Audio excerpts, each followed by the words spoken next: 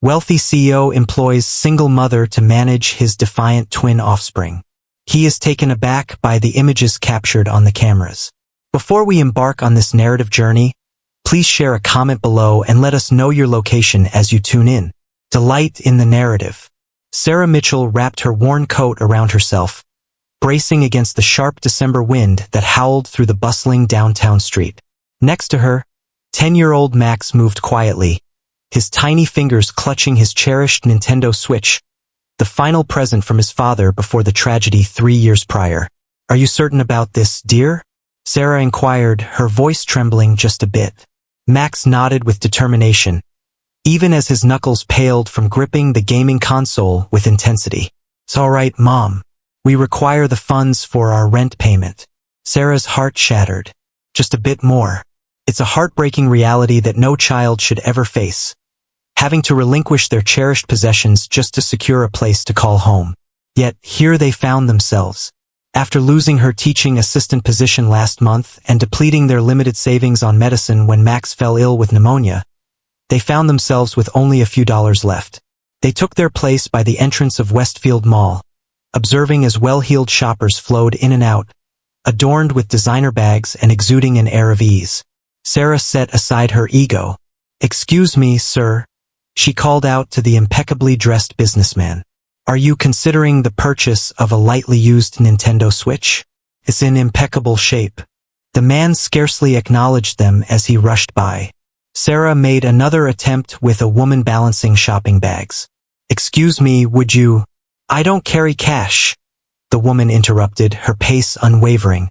After an hour of rejections, Sarah felt the warmth of Max's small hand slipping into hers. "It's all right, Mom. Perhaps we could give it another shot tomorrow." At that moment, her gaze fell upon him. A tall figure clad in an impeccably tailored suit, positioned a few feet away, watching them with an expression that revealed nothing.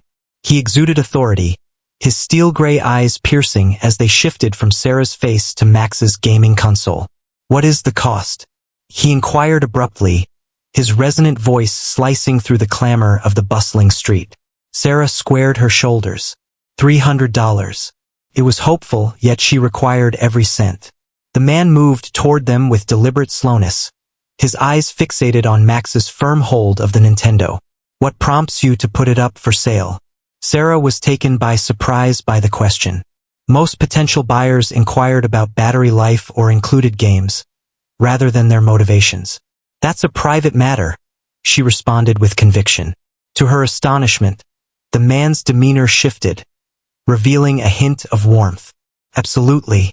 He delved into his wallet and extracted a handful of crisp $100 bills. "Will 500 be enough?" Max inhaled sharply, and Sarah experienced a fleeting wave of dizziness. That exceeds the limit." "I don't agree," the man stated plainly, reaching out with the money toward her. With quivering hands, Sarah took the money. Max hesitantly extended the Nintendo, his eyes glistening with unshed tears. The man grasped the console with care, fully aware of its importance. "Thank you," he said, his gaze locking onto Sarah's with a fervor that sent her heart racing. "I'm Jackson Hayes," he said unexpectedly, pulling a business card from his suit pocket. "If you are in search of employment, Mrs. Mitchell." "Sarah Mitchell," she responded instinctively. "This is my son, Max." Jackson nodded, his expression thoughtful. "Sarah Mitchell, I might have an intriguing offer for you. Make sure to reach out to that number first thing in the morning." Before Sarah could utter a word, Jackson Hayes deftly tucked the Nintendo into his pocket and sauntered off, vanishing amidst the throng of holiday shoppers. Max gazed at his mother, a look of bewilderment etched on his youthful features. "Mom, who was that guy?" Sarah gazed intently at the business card she held in her hand. The raised letters displayed Jackson Hayes, CEO, Hayes Innovations. "I don't know," she whispered, her thoughts swirling with a whirlwind of possibilities and uncertainties. "However, I believe our fortunes may be shifting." Jackson Hayes entered his expansive mansion, the Nintendo Switch nestled in his pocket, its weight oddly substantial for such a compact gadget. The expansive foyer resonated with the clamor of raised voices and hurried footsteps. the familiar turmoil that caused his shoulders to tighten immediately. "Greetings, Mr. Hayes." A flustered woman in her 50s rushed into the entryway, her cheeks aglow. "I can't continue like this. Your children are—" A sudden crash from above interrupted her words. "That marks the third vase lost this week." Jackson let out a weary sigh, his fingers pressing against the bridge of his nose.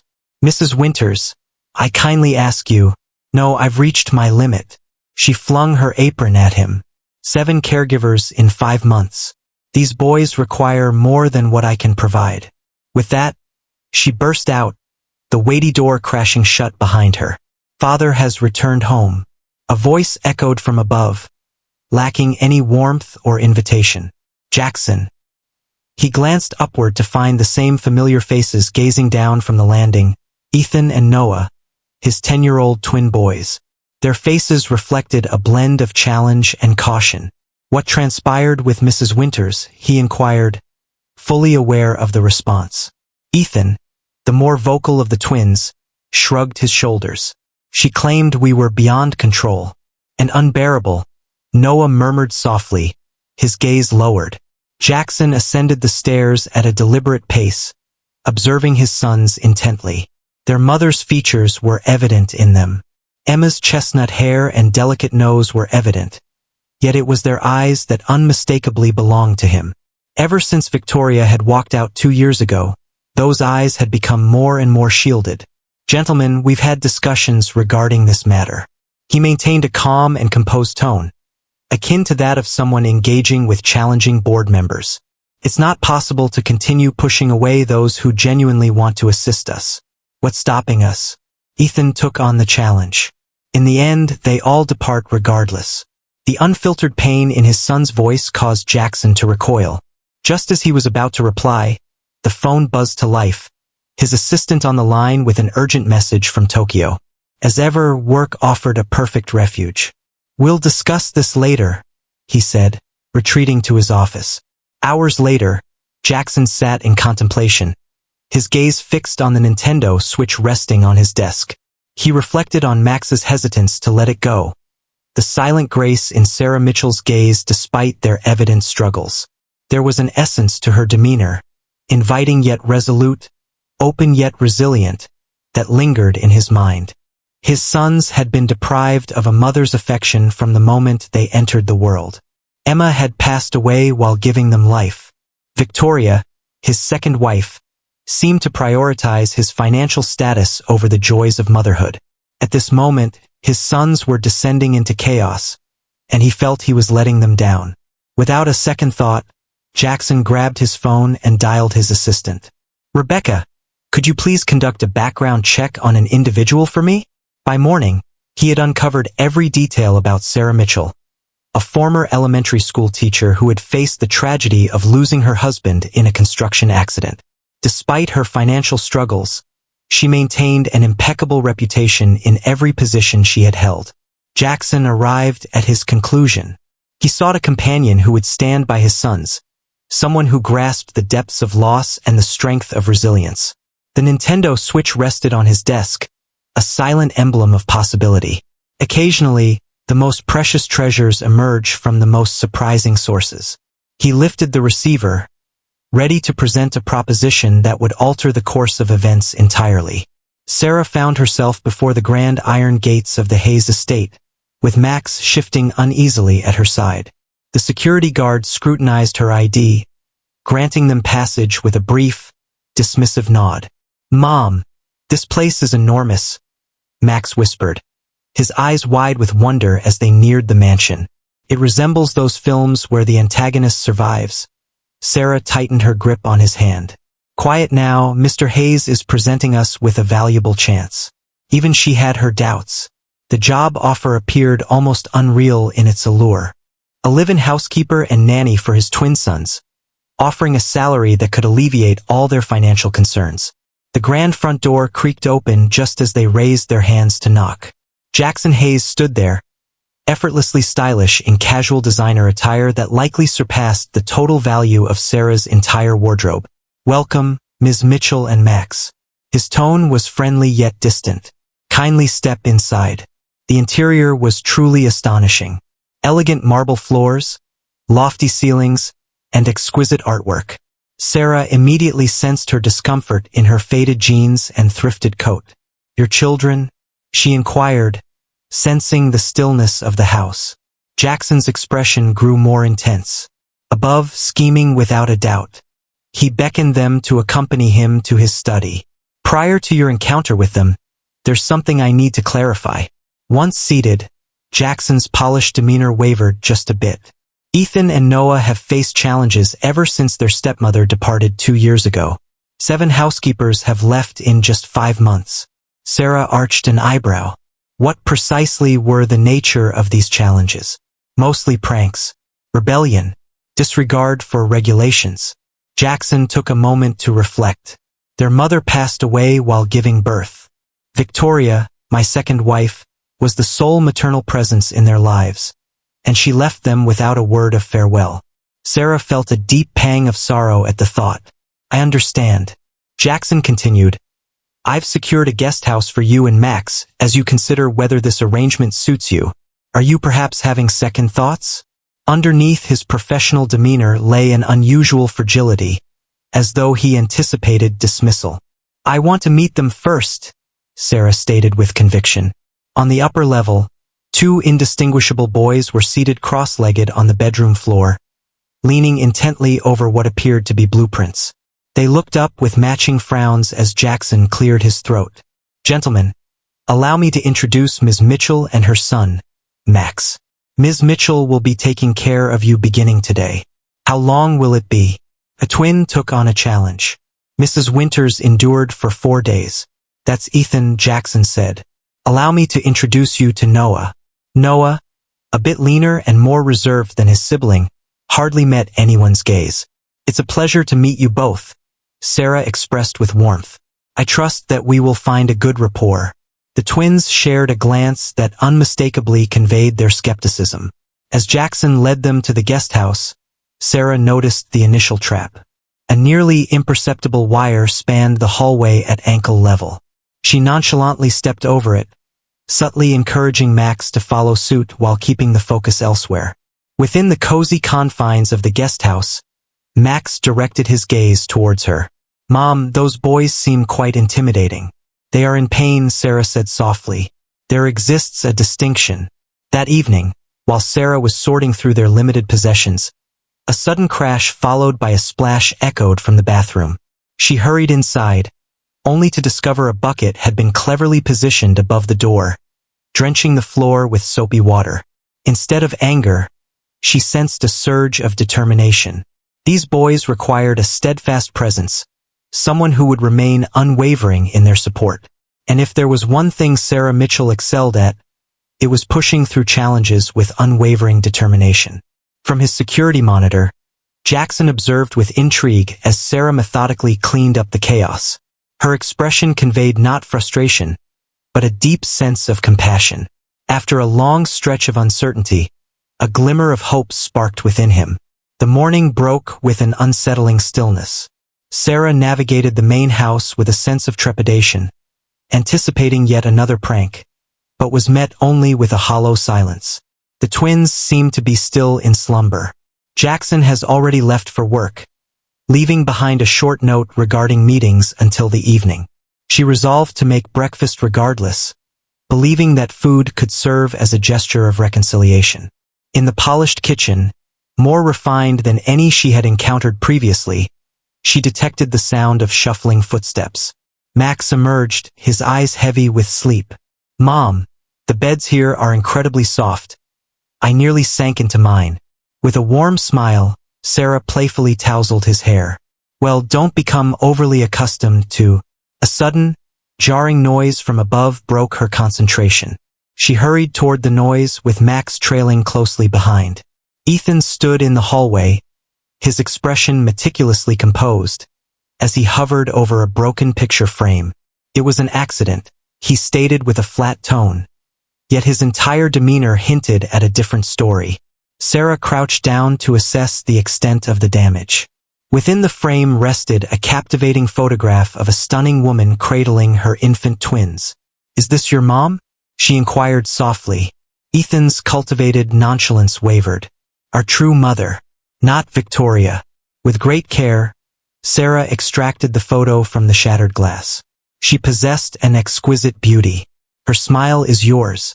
A glimmer of surprise danced in Ethan's eyes, perhaps astonished by her composed response. He had obviously anticipated a reaction of anger or frustration. The morning meal is nearly prepared. She pressed on, offering him the pristine photo. Are you and Noah interested in some blueberry pancakes? Ethan paused for a moment, then gave a slight nod before stepping back to fetch his brother.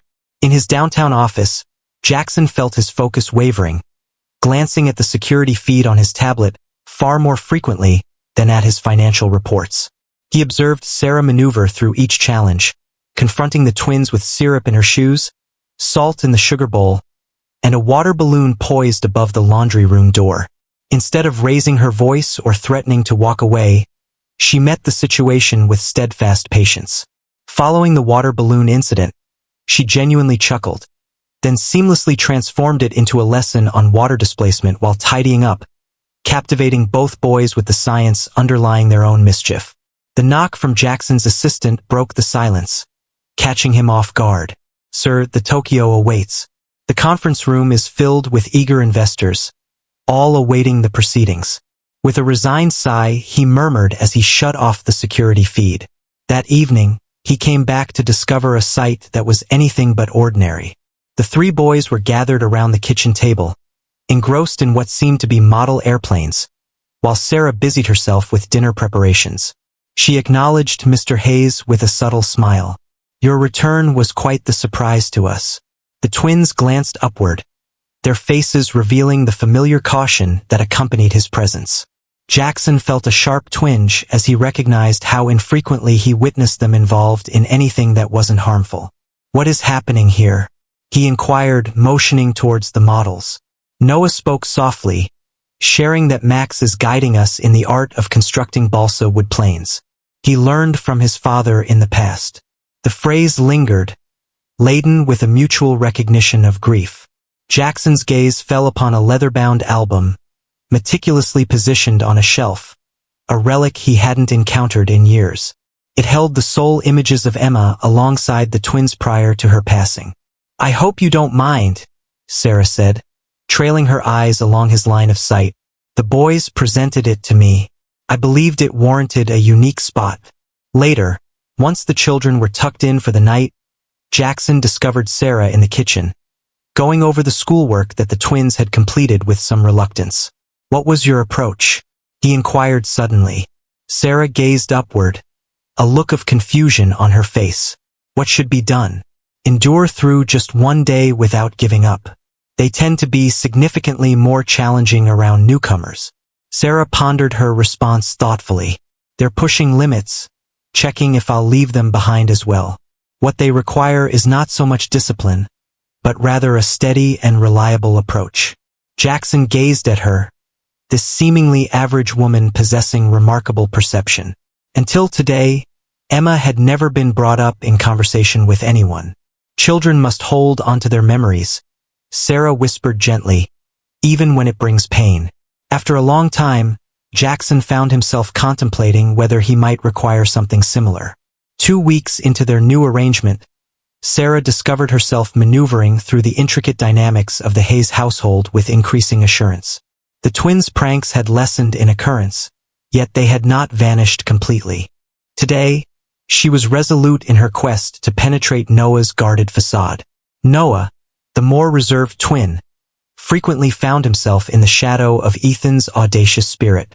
As Ethan displayed his fury for all to see, Noah concealed his emotions beneath a thick layer of silence, watching everything with keen, pained eyes. Sarah discovered him solitary in the music room, gazing at the grand piano that remained untouched. Are you aware of the method? She inquired, catching him off guard. Noah gave a slight shrug. Victoria began to instruct us, but then, his voice faded away. Sarah perched on the bench, invitingly patting the space beside her. After a brief pause, Noah stepped forward to join her. My husband once played. She extended her hand, caressing the keys with a delicate touch. Nothing extravagant, just the right amount to support his own voice while singing playful tunes to Max. Noah's fingers lingered above the keys. It's all a blur to me. The teachings. That's perfectly fine. Music transcends the idea of perfection. Sarah effortlessly crafted a delicate tune with a single hand. It's about conveying the unspeakable. Noah observed her hands, then cautiously pressed a key. Victoria assured us that she would always stand by our side. His voice took on a steely edge. She was not truthful. Sarah felt a deep pang of sorrow at the harshness in his youthful tone. Noah, the sheep, told us we were her special boys, but then she simply disappeared. In an abrupt moment, Noah pounded both hands on the keys, unleashing a discordant sound that echoed his emotional surge. She just left without a word. And mother, our true mother, she departed as well. She passed away while bringing us into the world. The unfiltered anguish in his voice lingered in the air. Sarah stood motionless, acutely aware that this moment marked the collapse of a long-held silence. Everyone leaves, Noah whispered, his face wet with tears. All individuals. Sarah softly laid her hand atop his. I have experienced a defeat. Max's father was involved in a construction accident. One day he pressed his lips to ours in farewell, and by the afternoon, he had vanished from our lives for good. Noah glanced upward, taken aback by her frankness. For months, I harbored a deep resentment towards everything, Sarah continued. At times, I find myself still in that state. However, Noah, your mother did not make the decision to abandon you. She devoted herself entirely to bringing you into this world. That is the most profound love imaginable. In the hallway, just beyond view, Jackson remained motionless, Sarah's words cutting through the defenses he'd constructed around his sorrow. He returned home early once more, compelled by an unexplainable urge to observe the dynamics of his household. Instead, he discovered himself thrust back to the most harrowing day of his existence. The day he welcomed 2 sons and lost the love of his life.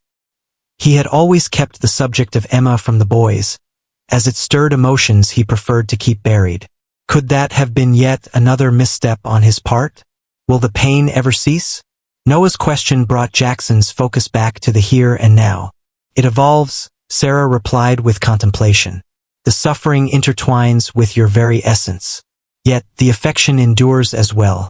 Your mother will forever remain a part of you, Noah, though in a manner that may not align with your expectations. Jackson slipped away quietly, invisible to both, his heart heavy with feelings he had buried for so long. That evening, once the children had drifted off to sleep, Jackson discovered Sarah in the kitchen, busily assembling lunches for the following day. He noted her late hours, catching her off guard. Ah, Mr. Hayes, I must admit, your arrival was quite subtle. Jackson, he amended, pausing briefly before proceeding. I caught a snippet of your conversation with Noah today regarding his mother. Sarah's expression became wary. I trust one haven't crossed any boundaries. No, he replied swiftly. Indeed, I wish to express my gratitude to you. I haven't excelled at assisting them with that aspect of their past. Across the kitchen island, their eyes locked, and in that moment, Jackson finally permitted himself to see Sarah Mitchell for who she truly was. Not merely an employee, but a woman whose resilience had been shaped by the same trials that had almost engulfed him. He spoke softly, caught off guard by his own revelation. Emma would have liked you. Sarah beamed, a sincere glow that illuminated her gaze. I longed for the chance to have met her. In that instant, a subtle change occurred between them, a fragile connection forming over meticulously protected limits. Neither knew yet where it might lead, but for Jackson Hayes, it felt like taking a deep breath after years of merely skimming the surface of life. A month slipped by, subtly yet significantly altering the essence of the Hayes mansion. Where silence and tension once held sway, now the vibrant sounds of conversation and occasional laughter filled the air, reverberating through the halls. The twins still faced challenging times, yet they appeared less focused on pushing everyone away. Sarah created routines that infused order into their tumultuous existence. Meals were shared around the table, and homework was finished prior to playtime. Outcomes for behaviors, whether beneficial or detrimental, were steady and just. To his astonishment, Jackson discovered he was in the process of rearranging. He had planned to return home earlier, but tonight he walked in to find all three boys sprawled on the living room floor around a chessboard. "Checkmate," Max declared. With a dramatic sweep, he advanced his queen. Noah let out a theatrical groan as Ethan observed with keen interest. "What inspired your unique style of playing?" Max explained that it was his dad who taught him, as he reset the pieces. He mentioned that chess encourages you to anticipate 5 steps forward in life. Jackson placed his briefcase on the ground, capturing their focus. "Dad," Noah recognized, a stark contrast to the frosty welcome of weeks gone by. "Max is guiding us through the intricacies of chess. Are you aware that he has performed? Has it really been since he was 5? Is that really the case?" Jackson drew near, scrutinizing the board intently. "I played in college." The boys regarded him with a fresh curiosity. Jackson Hayes, the ever-busy executive, had once engaged in the simple act of playing chess. "Maybe we could play together sometime," he suggested, surprising even himself. Ethan's eyes grew large with surprise. "Is that so?" "Certainly," Jackson responded, a peculiar sense of unease washing over him under his son's watchful gaze. "Perhaps tomorrow." Sarah stood in the doorway, her hands drying on a dish towel. "The meal is prepared, gentlemen. Kindly clean yourself up." As the children dashed up the stairs, Sarah glanced at Jackson. "You've returned home early once more. The Tokyo deal is finalized," he explained, yet they both understood that this had never deterred him from burning the midnight oil in the past. Finished. Evening meal. Jackson felt an irresistible pull towards their discussions about school projects and neighborhood escapades. He observed Sarah skillfully navigate the boys' exuberance, establishing limits while ensuring each one felt acknowledged. Later, once the children were tucked in for the night, Jackson remained in his study, gazing at the childhood photos of the twins he had recently arranged on his desk. A gentle tap broke the silence of his contemplation. "Come in," he called, anticipating Sarah with yet another household inquiry. Instead, Ethan lingered in the doorway clad in pajamas, exuding an unusual sense of vulnerability. "Struggling to find rest?" Jackson inquired. Ethan shook his head, lingering in uncertainty, in a state of doubt. "What is it, my child?" Ethan inhaled deeply. "Noah suggested that I should reach out to you directly. What would you like to know?" "If you're planning to have Sarah and Max depart as soon as we improve our behavior." The question struck Jackson with the force of a tangible impact. "Excuse me?" "Absolutely not, Ethan. That's not. Because Victoria claimed she loved us when we were good. Yet she left regardless," Ethan continued, words cascading forth. "All the other caregivers left when we misbehaved. I can't quite grasp why Sarah continues to stick around, even when we pull off pranks." Jackson gestured for Ethan to take a seat. His son sat on the edge of the chair, filled with tension and anticipation. Jackson explained thoughtfully that Sarah remains because she genuinely cares for both you and Noah, not due to compensation nor because you are flawless. She values your essence over your actions. Ethan carefully considered this. As any genuine mother would, the inquiry struck deep into Jackson's soul. "Absolutely, just like a genuine mother." "Father?" Ethan fixed his gaze on him, his youthful features reflecting a profound seriousness. "Why was there never a lesson about Mom? Is she our true mother?" Jackson took a deep breath. For years, he had shielded himself from his own sorrow by steering clear of the topic, unaware that his silence had forged an emptiness. He confessed that he believed it would be too painful. "However, I realized I was mistaken. Sarah provided assistance." "I understand that." Ethan nodded with a serious expression, then surprised Jackson by stepping closer to offer a brief, clumsy hug before quickly retreating to the door. "Sleep well, Dad." "Sleep well, my boy." Once Ethan departed, Jackson stood still, the fleeting hug haunting him like a specter. From his office window, he glimpsed Sarah in the garden, gathering herbs under the soft glow of the moonlight. In merely a month, this woman had started to mend the wounds he had let linger for years.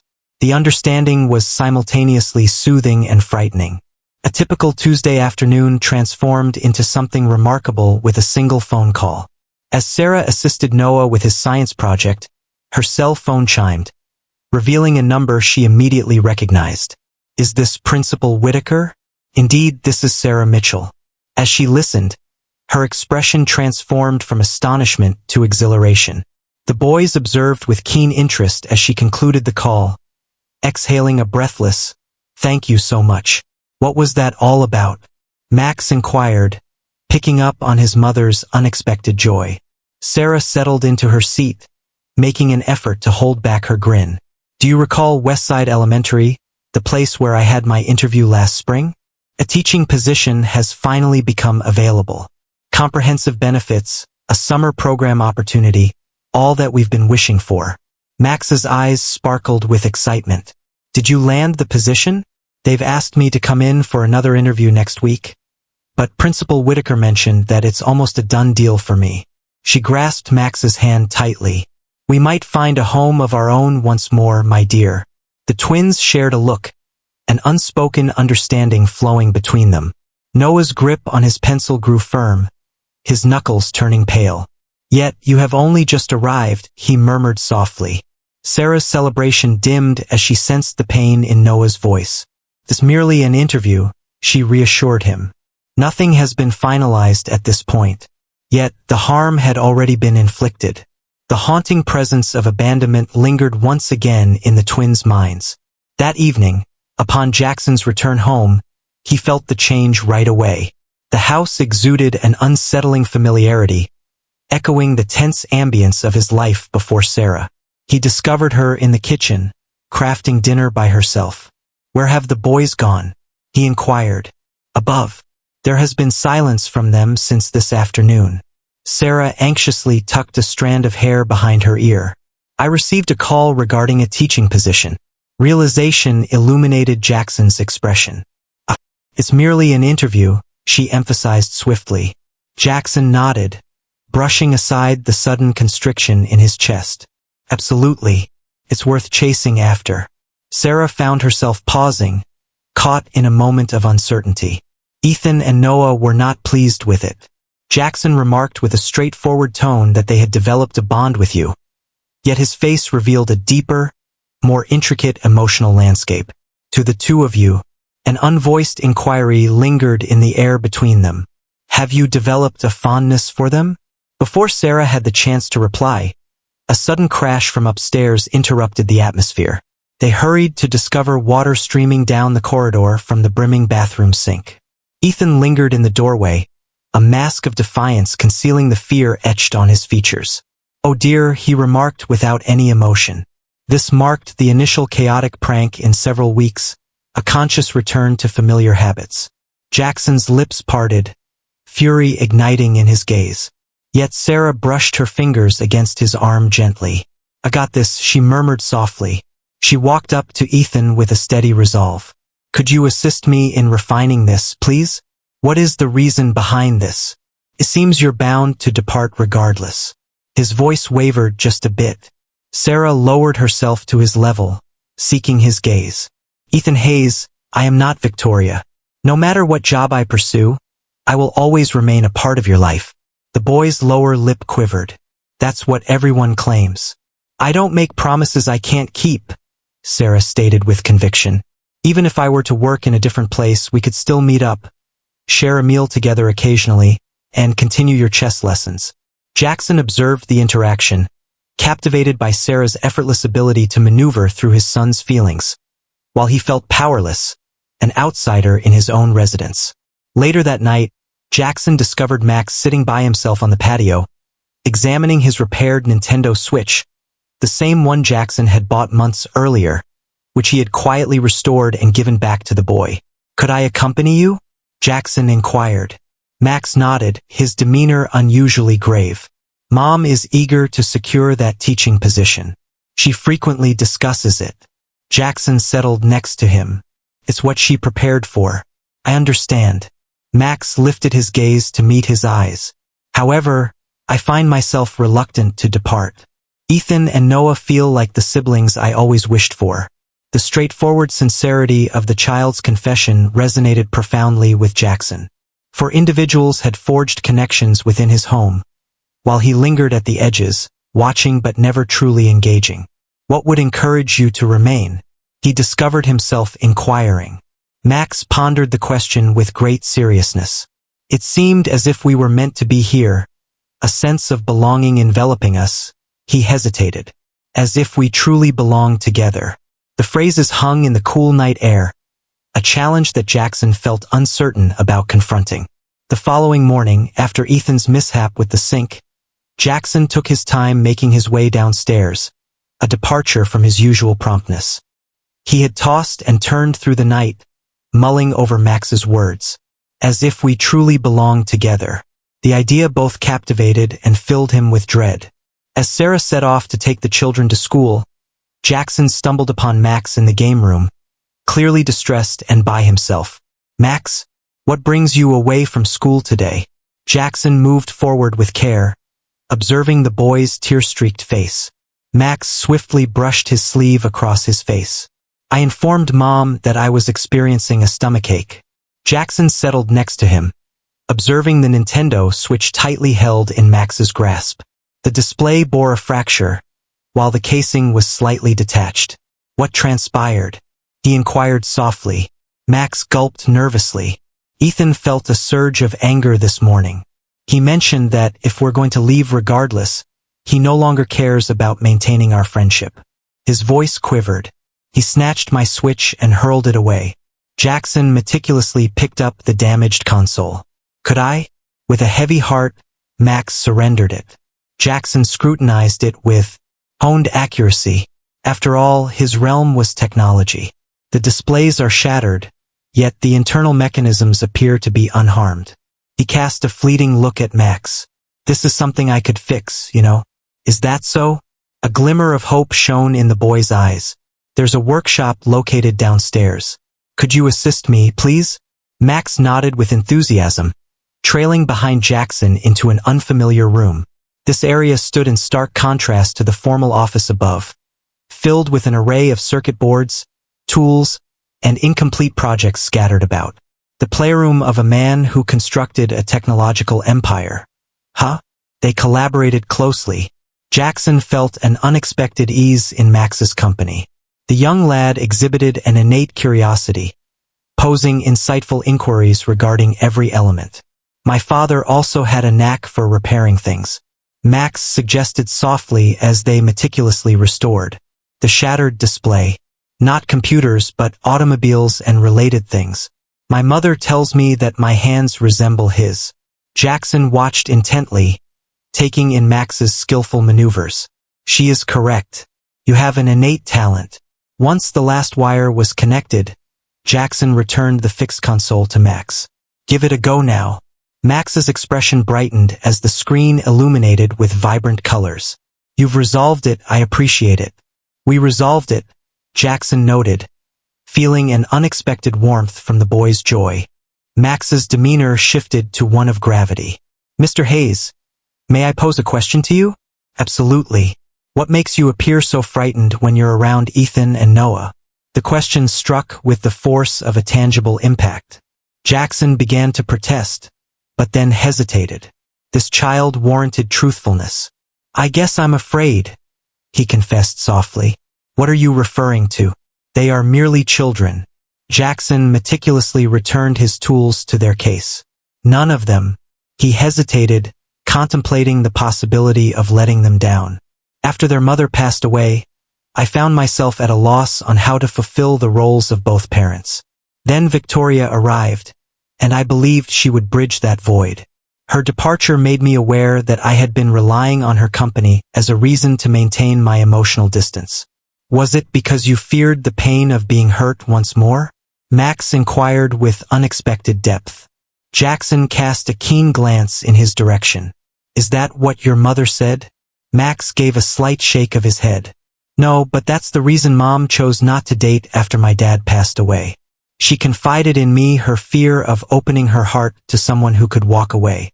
The parallel resonated profoundly with Jackson. Your mother exhibits remarkable courage. She states that being brave doesn't equate to a lack of fear. It signifies taking action despite feeling fear. Jackson reflected on this innocent insight. She has a point there as well. Max gently placed the fixed switch into his pocket, ensuring it was secure. Mr. Hayes, my mother truly enjoys being here. Her smile has become more frequent than it used to be. Even when she discusses that teaching position, a sense of sadness washes over her.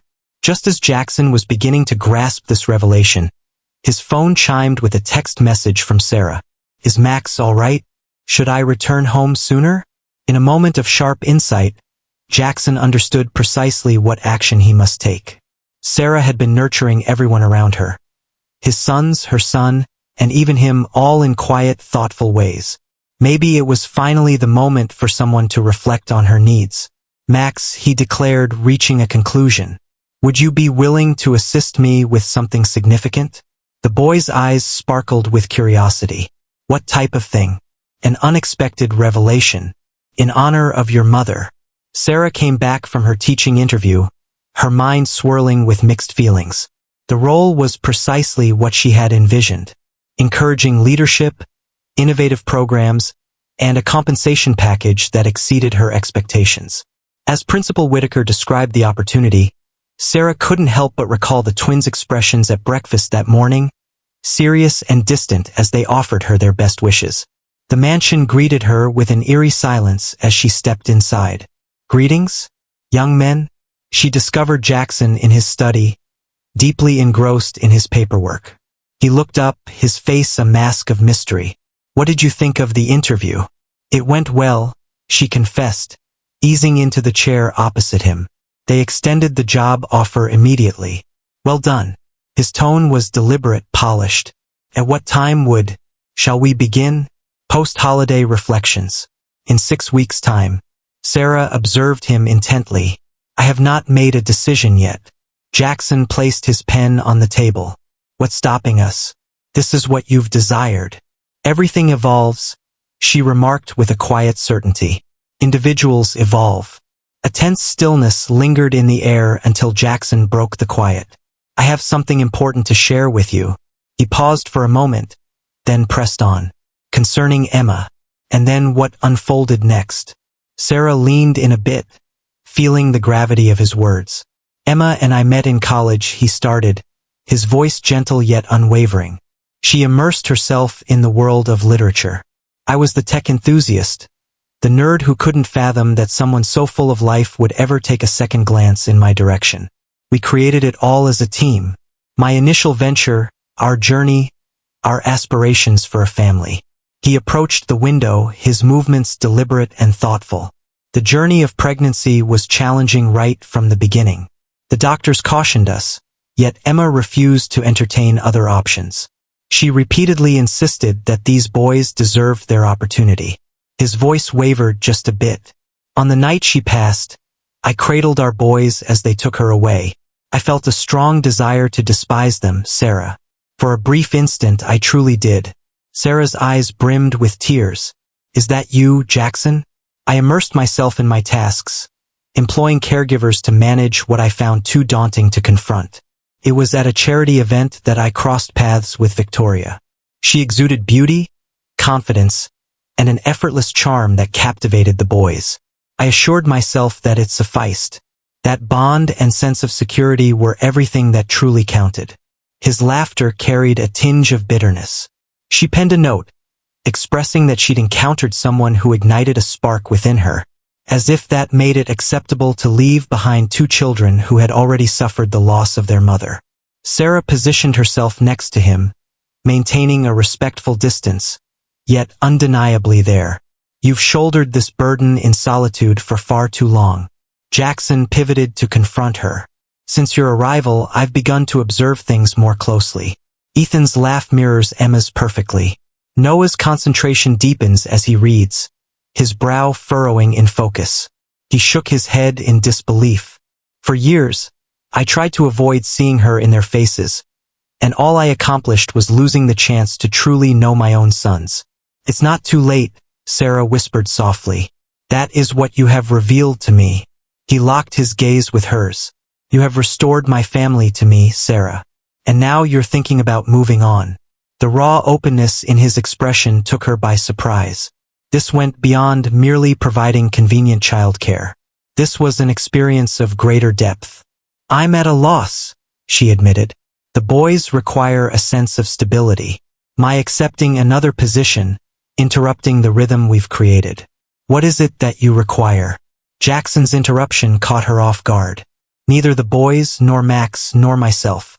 What are Sarah Mitchell's requirements? The question left her speechless. How much time had passed since someone last posed that question? She finally responded, expressing her need for purpose. Protection for Max. I want to be recognized as more than just a handy resource. What if you could possess those things without having to depart? His voice was measured, deliberate. Would you think about remaining? Hope and fear intertwined within her heart. What is it that you want to know, Jackson? Just as he was about to respond, the doorbell chimed, and soon after, the housekeeper's voice could be heard welcoming a visitor. A recognizable voice resonated from the foyer, refined, feminine, and completely unwelcome. Where have my beloved boys gone? The residence of Victoria. Jackson stood still, his complexion paling dramatically. That can't be done. She is currently in Europe. Sarah felt a tightness in her stomach as they approached the noise. In the entryway stood a statuesque blonde, draped in high-end fashion, her smile perfectly poised and deliberate. She pivoted. As they drew near, her eyes widened slightly at the sight of Sarah. Jackie, my dear, Victoria purred. Are you going to introduce me to the new assistant? Jackson's stance became rigid as he subtly shifted in front of Sarah. An instinctive display of guardianship. Victoria, this comes as a surprise. Victoria's laughter chimed like delicate glass, resonating with a sense of elegance. I aimed to astonish the lads. Her eyes swept across Sarah, evaluating and then disregarding. It seems that I am the one taken aback. Your choice of nanny has shifted from the norm. Jackson replied, his tone cool and formal. Sarah Mitchell is the boy's caregiver. What brings you here, Victoria? It has been more than a year since our divorce was finalized. Victoria's flawless smile faded just a bit. Isn't it possible for a mother to see her children? Where have Ethan and Noah gone? During the piano lesson, Sarah seamlessly interjected, prompting a quick, sharp glance from Victoria. They will return in about an hour. How delightful. Victoria placed her designer handbag on the console table, settling in comfortably. Then we grown-ups can have a conversation. During my time away, I've been reflecting, Jackie, on the subject of priorities, particularly regarding family. She locked her eyes on Jackson with intent. Opportunities for redemption. Sarah hesitated for a moment, retreating slightly. I ought to see how dinner is coming along. Please stay, Miss Mitchell, Jackson said softly, his gaze fixed on Victoria. Victoria has nothing to express that you aren't capable of understanding. Victoria's demeanor shifted momentarily, hardening before melting into a facade of contrition. I have erred, Jackson. Awful ones. However, I have transformed. I long for the boys deeply. You have not succeeded. Jackson pointed out that it had been 2 years without a single phone call from them. Shame washed over me, as Victoria retorted, her eyes glistening with tears that seemed to fall at just the right moment. I had to focus on my personal growth before confronting them once more. Surely you can appreciate that for the sake of the boys. The front door swung wide before Jackson had a chance to reply, and the twins tumbled inside, with Max trailing closely behind them. All three were flushed from their time spent outdoors rather than from any piano lesson. Mom, Ethan just surpassed his record.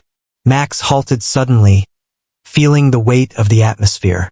The twins stood still at the sight of Victoria, their faces transforming from bewilderment to astonishment. My dears, Victoria cried, her arms wide open. Observe the remarkable progress you've made. Ethan instinctively stepped back, colliding with Noah. Neither boy approached their former stepmother. Victoria's smile wavered. Will you not embrace me? What brings you here? Ethan insisted, his tone surprisingly subdued. To behold you naturally, Victoria murmured.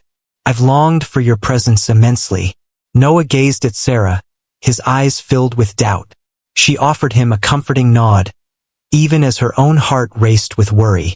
Gentlemen, Jackson interjected. Why don't you head upstairs for a while we have a chat with Victoria? Noah spoke softly yet resolutely. I want to stay with Sarah. Victoria's demeanor hardened. Who is this other child? Don't say you've moved on from our family already, Jackson. This is my son, Max, Sarah explained, stepping to stand beside him. Max, allow me to introduce Mrs. Hayes. Former Mrs. Hayes, Jackson interjected with a firm tone. Victoria's gaze sharpened. Understood. In what way? Homebound. She lowered herself to Noah's height. Darling, I realize it's been some time since we last connected, but there's so much for us to discuss and share. I have some gifts from Paris. They're in my car. Noah cast his gaze downward, fixating on his feet. Ethan moved ahead, placing himself just a bit in front of his brother. He expressed that gifts were not desired. Ethan, there was a warning laced within Victoria's shocked tone. That's quite disrespectful. I am still your mother. No, you're not, Ethan retorted, his voice escalating. You departed without a word, not even a farewell. Victoria straightened, her mask beginning to falter. It seems that the children have developed a rather disrespectful attitude during my time away.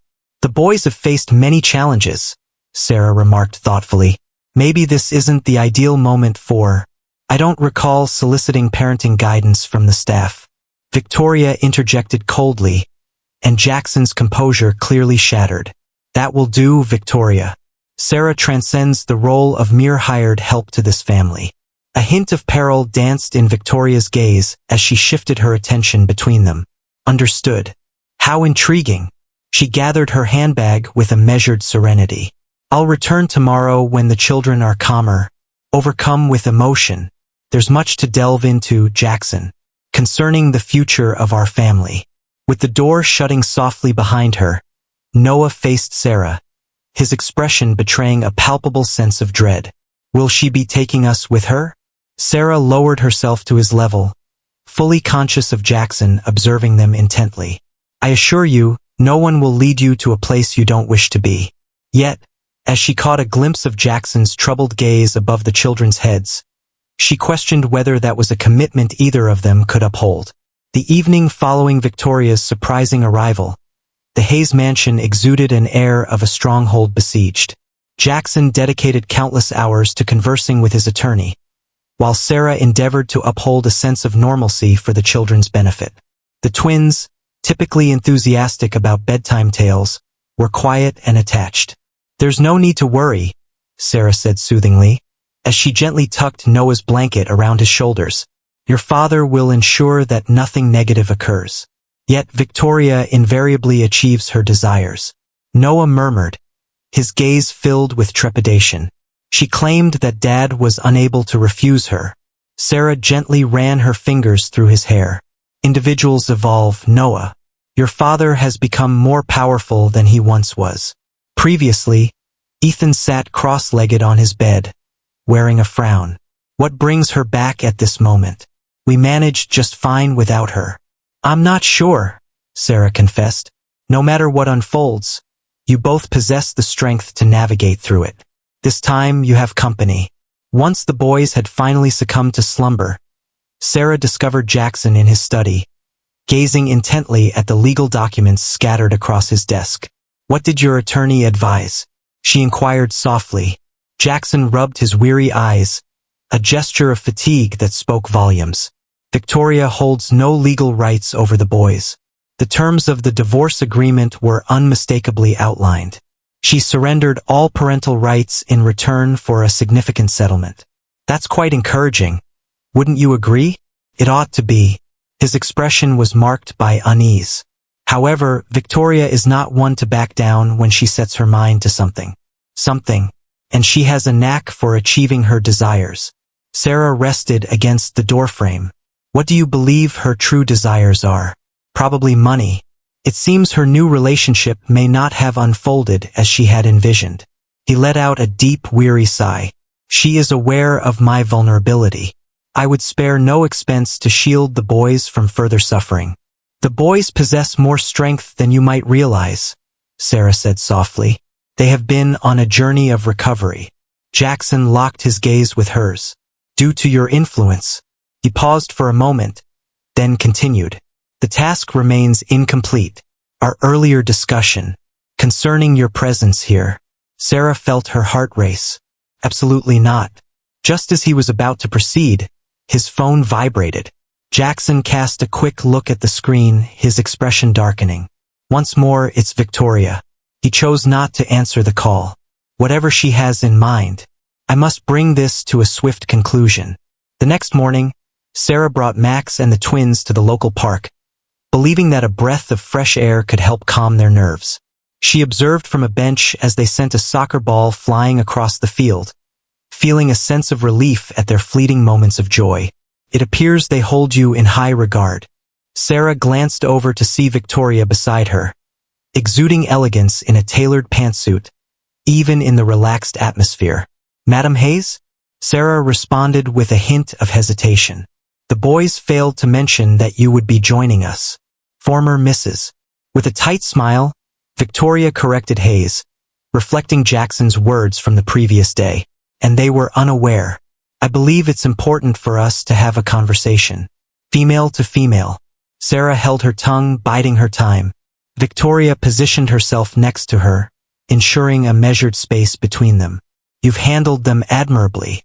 Surprisingly exceeded my expectations, to be honest. They are truly remarkable kids. Indeed, they are. Victoria observed the boys as they engaged in their game. Noah has really shot up in height. It appears that Ethan continues to hold the position of leader. For a fleeting instant, true warmth appeared to ease the lines of Victoria's face. Then her demeanor shifted to one of resolve. Let's get straight to the point, shall we? Jackson undoubtedly holds you in high regard. The children are connected. It's all quite moving.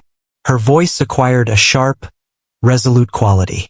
However, this charming scene you've crafted with your family is just for a little while. I have returned, and I plan to reestablish my bond with my sons. They're not your sons, Sarah replied with a calm demeanor. You relinquished that privilege. Victoria's laugh had a fragile quality to it. Documents can be revised. Hearts have the capacity to transform. She inched nearer. It would be wise to contemplate the teaching position. Sever all ties. It would bring relief to all involved. Sarah held her gaze firmly. Are you implying something menacing? Piece of guidance. I possess knowledge regarding Jackson and the events involving Emma. Secrets that would shatter those boys if they ever learned the truth. Sarah felt a chill run through her veins. What are you referring to? Victoria beamed and rose to her feet. Inquire with Jackson regarding the events of the night Emma passed away. Regarding his response to the twins. She waved her hand toward the playing field. Noah. Ethan. Come embrace Victoria with a warm hug. Sarah observed with concern as Noah became motionless, his youthful features draining of color. Victoria moved toward him, arms wide open, her words barely a whisper, lost to Sarah's ears. The young lad shook his head, retreating slightly. The events that followed transpired with alarming rapidity. Victoria seized Noah's arm, drawing him toward the parking lot. Max exclaimed. Ethan sprinted toward his brother. With a burst of energy, Sarah raced across the field, her heart pounding with excitement. Release him, Victoria. We're simply engaged in a personal discussion. Victoria hissed, continuing to pull Noah along, who was now visibly resisting. Mother. Noah shouted, directing his voice not towards Victoria, but to Sarah. A powerful surge of fierce protectiveness ignited within Sarah's chest. She reached them at the edge of the parking lot, positioning herself protectively between Victoria and the quaking boy. This has gone far enough, Sarah declared with conviction. Allow him to leave now. Victoria's eyes sparkled with a fierce intensity. You have no clue who you're up against. A car engine roared to life in the vicinity. In the driver's seat was a man Sarah didn't recognize, his demeanor betraying a sense of anxiety. In an instant of profound insight, Sarah grasped the truth. This was more than mere intimidation. An abduction was attempted. "Noah, go to your brother," Sarah commanded, her gaze fixed intently on Victoria. At this moment, as Noah escaped, Victoria dashed after him. Sarah obstructed her way, engaging in a brief struggle with the taller woman. Victoria's perfectly polished nails grazed Sarah's cheek, leaving a trail of crimson in their wake. The sharp screech of tires heralded yet another arrival. Jackson's. A car came to a sudden halt nearby, skidding across the pavement. Victoria's accomplice revved the engine, racing off as Jackson sprang from the scene, his face pale with a mix of rage and terror. "Father!" The twins wailed together, dashing towards him. Victoria faltered, her carefully crafted demeanor shattering entirely. "This isn't over," she spat, then turned and ran away. Jackson drew his sons near, his eyes locking onto Sarah, who stood beside Max, her cheek marred by blood, yet her posture remained resolute. In that instant, an unchangeable bond formed between them, a quiet acknowledgement of the essence that binds a family together. The Hayes mansion thrummed with energy in the days after the park incident. Security personnel monitored the premises. Jackson's legal representative submitted a request for an urgent restraining order against Victoria. Detective Russell, a woman with a serious demeanor yet compassionate gaze, gathered statements from all present, focusing intently on Noah's narrative. "You showed great courage," she said to the boy, who was curled up next to Sarah on the sofa in the living room. "Both of you were indeed." Noah gazed at Sarah, his demeanor serious. "Sarah shielded me, just as any devoted mother would." The straightforward declaration lingered, resonant in its innocent simplicity. That evening, once the children had drifted off to sleep, the twins were adamant about wanting to share a room now. Sarah discovered Jackson on the back terrace, gazing into the shadows of the night. The security team reported no trace of Victoria. He remarked as she drew near, "My attorney believes she has probably departed the state by now." The individual in the vehicle was seemingly someone she had encountered not long ago. He asserts that he was unaware of her intentions. Sarah absently brushed her fingers over the bandaged cheek. "Do you really think that's true? I'm at a loss for what to trust these days." Jackson pivoted to meet her gaze, his face marked by a lingering shadow of despair. "Did Victoria say something to you earlier?" "All things." Sarah paused, uncertainty flickering in her mind. "She spoke of Emma on the night of her passing." Jackson momentarily shut his eyes. "Naturally, she did." He motioned toward the patio chairs. "Kindly take a seat. The truth is what you rightfully deserve." As they took their seats, Jackson started to speak, his tone calm and deliberate. "When the doctors informed me that Emma was no longer with us, I was devastated, ravaged. As I held those two tiny, red-faced babies, a single thought consumed me. They were the reason she was no longer with us." His hands tightened into fists. "I found it impossible to meet their gaze. For hours, I simply couldn't bring myself to do it. The nurses were required to take them." "That's a typical reaction to loss, Jackson," Sarah said softly. "Victoria was present when I finally visited the nursery. She was a benefactor of the hospital, engaging in a publicity tour." His laughter echoed emptily. "She noticed me standing there, utterly bewildered, and assisted me in holding Noah correctly. It appeared he demonstrated how to provide support for his head. Fortuitous in that moment. She exploited your openness to weave herself into your existence," Sarah noted with an air of neutrality. Jackson gave a slow nod. "A year later, when we tied the knot, I told myself it was for the sake of the boys, that they required a maternal figure. Yet, deep down, I was filled with dread at the thought of facing failure all by myself." He locked eyes with Sarah. "What Victoria remained unaware of, a secret I kept to myself, was that I returned to that nursery each night after she departed. I would express my regret for my shortcomings and vow to improve." Sarah extended her hand, gently placing it over his. "Jackson, you were in mourning. You did not let them down." I certainly did, although it has been many years. His fingers wove together with hers. Until your arrival. The gravity of his words enveloped them, personal and sincere. After a brief pause, Sarah mentioned that the boys were eager to speak with you. Reflecting on the events of today, let me share a bit about myself. Jackson lifted his gaze, filled with curiosity. Noah referred to me as Mom while we were at the park. It was unintentional. It simply slipped out. Now he's concerned that I might be unhappy. Are you really? Jackson's voice was deliberate, thoughtful. Sarah's smile radiated warmth. No, but it's a significant term with profound implications. I wish to avoid adding to their confusion. What's the situation with Max? What are his thoughts on everything happening right now? He inquired whether we could remain for eternity. Sarah paused, uncertainty flickering in her mind. I explained to him that's not how employment operates. What if it had nothing to do with the work? Jackson's question lingered in the air, heavy with potential. Just as Sarah was about to respond, a soft voice emerged from the doorway.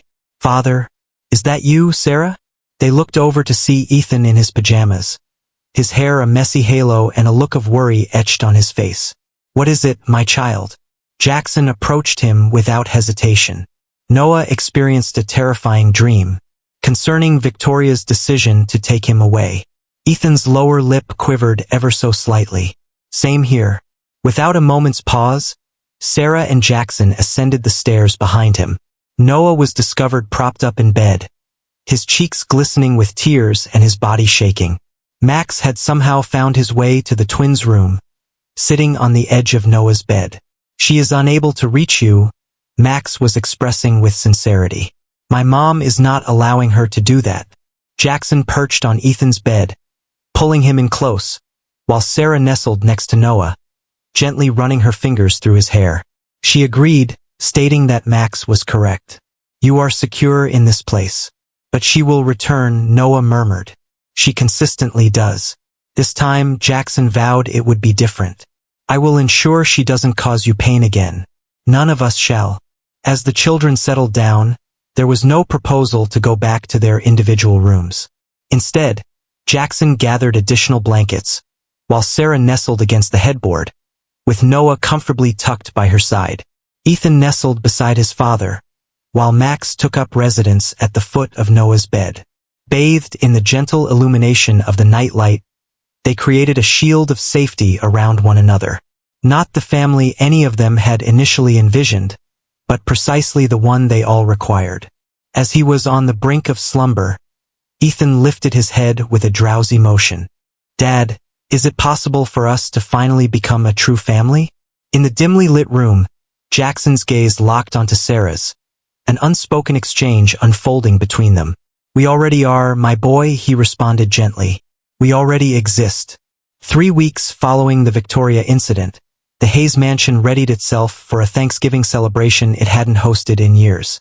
Delightful scents filled the air from the kitchen, where Sarah skillfully managed the meal preparation with a joyful flair. The boys flitted about, seizing samples whenever they believed she was distracted. I noticed that, Noah Hayes, Sarah remarked without looking back, as Noah tried to stealthily grab a deviled egg. Those are for dinner, Noah said with a mischievous grin, showing no remorse.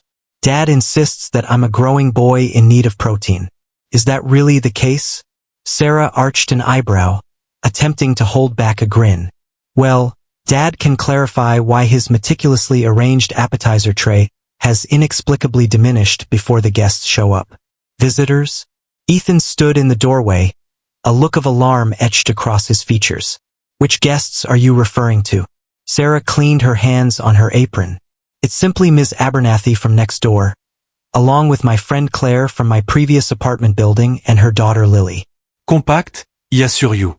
Ethan felt the tension in his shoulders ease. Following Victoria's attempted abduction, the twins grew cautious of unfamiliar faces, a typical reaction their therapist reassured Jackson would diminish over time. Recovery was unfolding, but in its own time. Is there anything I can assist you with? Max inquired, at this point, placing napkins on the table unprompted. Actually, Sarah replied, "Could you boys take these serving dishes to the dining room?" She caught herself, a faint blush creeping to her cheeks. Jackson is putting the final touches on the table setting. The oversight was certainly observed. The twins shared significant looks before collecting the dishes. Ever since that night in the twins' room, the distinctions between employer, employee, and family had become increasingly indistinct, even though Sarah and Jackson had never clearly articulated the nature of their bond. In the dining room, Jackson stepped back to evaluate his creation. The table was fully extended. Exquisite table arrangements crafted with remarkable precision and care. "I didn't know you had the skills to set a table," Sarah teased, walking in with a tray of roasted vegetables. He confessed, wearing a self-deprecating smile, that it was a YouTube tutorial. "I aimed to achieve perfection." Their gazes intertwined, the moment lingering in the air between them. Many of their discussions lately appear to hold layers of significance. The doorbell shattered the tranquility of the moment. Max hurried to respond, coming back with Ms. Abernathy, their elderly neighbor, accompanied by Sarah's friend Claire and her daughter. The evening meal progressed with unexpected smoothness. The dialogue ebbed and flowed, laughter interspersing the meal, as even Ethan stepped out from his guarded demeanor to connect with Lily, who shared his passion for the stars. It dawned on Sarah midway through that this was the first holiday meal she and Max had experienced with others since David's passing. As dessert came to an end, Jackson lightly tapped his glass. "Before we all go our separate ways, I have a few words to share." He stood there, unusually anxious. As a child, holidays in my home felt more like formal obligations than joyous celebrations. In the aftermath of losing Emma, they transformed into a burden to bear rather than a source of pleasure. He surveyed the table with a quick look. Today brought back the essence of what a family holiday truly embodies. "I appreciate each and every one of you for being present today."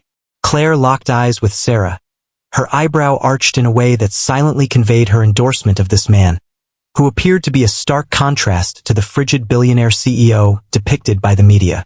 As the evening drew to a close and the guests made their exits, the boys settled into the media room for a festive film, leaving Sarah and Jackson in the kitchen, sharing a quiet moment together. "That was lovely," Sarah remarked, as she loaded the dishwasher. The boys appeared to be in high spirits. "They are content," Jackson affirmed, rolling up his sleeves to assist with the cleanup.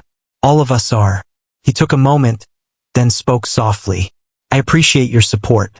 Sarah gently shook her head, a subtle gesture that spoke volumes. "It's not solely my perspective. You've transformed as well, Jackson. Your current demeanor towards them is a sight to behold. I have been fortunate to have an outstanding instructor." He offered her another plate, their fingers grazing briefly. "Sarah, regarding the teaching role." Her hand paused. "I reached out to Principal Whitaker yesterday. I chose to turn down the offer." Jackson's expression transformed into one of astonishment. "Really? Yet you have dedicated so much time and effort to reach that goal." "Some aspirations evolve as circumstances shift." She shut the dishwasher and turned to face him completely. "Honestly, I can't picture a scenario where I would part ways with the boys. Or additional items here." Jackson advanced a step nearer. "What else is there?" Sarah felt her heart pounding in her chest. "You understand what's going on, Jackson." They stood in silence, the air between them thick with unexpressed emotions. Jackson extended his hand gently, brushing a lock of hair away from her face. He confessed softly that he had been fearful of experiencing intense emotions, of experiencing the pain of loss once more. "I understand," Sarah murmured. "Same here. Yet, I find myself more apprehensive about letting this opportunity slip away." His voice became more powerful, more assured. "The time spent with you and Max over these past months has transformed the house into a true home. The boys are flourishing. I am experiencing life anew, not merely surviving." With a gentle curve of her lips, Sarah beamed. Her eyes shimmered with feeling. "Our sentiments align perfectly." "Then stay," Jackson said. "Just not as workers but as family, every one of you." "Are you providing us with a lasting residence, Mr. Hayes?" Sarah inquired, her voice playful yet her gaze earnest. Jackson shook his head, his eyes locked onto hers. I have so much more to offer if you're willing to accept it. If you would like me to be there. Sarah's breath hitched. Jackson. Suddenly, the clatter of hurried footsteps broke the moment, as all three boys charged into the kitchen. Mom! Max exclaimed, then halted abruptly, a wave of uncertainty washing over him. Well, Sarah. It's all right, she reassured him promptly. Feel free to use any name that resonates with you. Max shared a look with the twins, a silent understanding flowing between them. We've been talking, Ethan announced, his hands resting on his hips, striking a pose that was strikingly reminiscent of his father's. We have a significant question to pose. Noah advanced, his demeanor sincere. Will you and Max be living with us indefinitely, like truly indefinitely? Sarah glanced at Jackson, who offered an encouraging nod. Indeed, she remarked, your father and I were just talking about that. So? Ethan urged with a sense of urgency. Jackson draped his arm around Sarah's shoulders, the action striking a balance between fresh and effortlessly familiar. If everyone is on board, we were thinking it might be time to embrace the idea of being a genuine family. Officially. The boys gazed at them, contemplating the ramifications. Then Max's face lit up with a broad smile. So, does this mean I can start calling you Dad now? He inquired of Jackson straightforwardly. Jackson. He knelt down to meet the boy's gaze, the child having somehow captured a fragment of his heart. I would be truly honored, Max. I vow to be the greatest father I can be for each and every one of you. The twins' faces shifted from tentative optimism to pure delight. Noah leaped ahead, embracing both Sarah and his father tightly. Are we truly a family now? He affirmed, his voice soft and subdued against Sarah's sweater. Indeed, Sarah confirmed, her gaze locking with Jackson's above the children's heads. In his gaze, she perceived all the unspoken words that lingered between them. Affection, assurance, devotion, and felt an unwavering conviction that they had all discovered their true place of belonging. The Hayes estate came alive with the arrival of spring, as the garden erupted into a vibrant tapestry of colors. Within the walls of the home, a profound change was taking shape as the family geared up for Mother's Day, a celebration that had previously been overshadowed by sorrowful recollections. Sarah discovered Noah perched by the window, grasping construction paper and markers in his hands. His expression was one of concern. Is everything all right, dear? She inquired, taking her place beside him. He elaborated on the Mother's Day celebration at school. Everyone's crafting cards, but he paused. I'm uncertain about whom to dedicate this to. Sarah felt a deep pang in her chest. What concerns you regarding it? I have no memories of my biological mother. And Victoria wasn't. His voice faded into silence. And now there you are, he continued gently. Is it all right to create one for you even though I already have a mother in heaven? Sarah gently clasped his tiny hand within her own. Love knows no bounds, Noah. The woman who brought you into this world is your biological mother. The most extraordinary present imaginable. You can cherish her memory while also making space in your heart for me. Is that so? Hope illuminated his gaze. Is that so? Sarah provided him with reassurance. Family is not about substituting individuals. It's about making room for all those who are important. Later that afternoon, while Sarah assisted Max with his homework, Ethan came over, holding a card he had crafted himself. He clarified that it was intended for both of you. Is it all right if I refer to you as my first mom? Sarah enveloped him in her arms, fighting to hold back her tears. It's flawless. During the school celebration, when his teacher remarked on their intricate family dynamics, Noah beamed with assurance. It's quite simple, he responded. I have a mother in heaven who brought me into this world, and a mother on earth who guides me in how to navigate life. TCH. The garden shrouded in mist had never appeared more enchanting. Rows of pristine white chairs framed a pathway embellished with blossoms, culminating in a graceful archway of roses at the far end. The mid-June sun bathed the close-knit assembly of friends in a warm golden light, as they gathered to witness an event that had once seemed beyond reach. a renewed opportunity for romance and togetherness. Jackson lingered under the arch, his nerves heightened beyond those felt before any corporate pitch. Regarding his professional journey, next to him, 3 young boys squirmed in their identical suits, occasionally exchanging hushed whispers. "Hold still," Ethan commanded his brother. "Your tie is bound to get messed up. It's already a disaster." Noah grumbled, pulling at the material. Max smiled, extending his hand to adjust it. "Dad believes that Mom won't mind if we don't look flawless. She simply desires our presence together." The term Mom now rolled off Max's tongue effortlessly when speaking of Sarah, just as Dad had become second nature when talking to Jackson. Last month, the adoption papers for Max and the twins were finalized, providing legal confirmation of what their hearts had already known. The string quartet commenced their performance, drawing the attention of everyone toward the house. Sarah stood in the doorway, glowing, dressed in an elegant ivory gown. Lily, Claire's daughter, led the way, scattering rose petals along the path. As Sarah approached, Jackson sensed a lump forming in his throat, overwhelmed by his feelings. He had never anticipated finding love again after Emma had built walls around his heart, convinced that such a miracle could never happen twice. Yet here she stood, this remarkable yet unassuming woman who had mended his fractured family with little more than her unwavering patience, immense courage, and limitless love. As she approached him, Jackson grasped her hands gently in his own. "You're stunning," he murmured softly. "Indeed, you are as well," she responded, her gaze shifting affectionately from him to the boys who stood confidently beside him. The ceremony was short, yet profoundly significant. As the moment arrived for the vows, Jackson poured out his emotions with sincerity.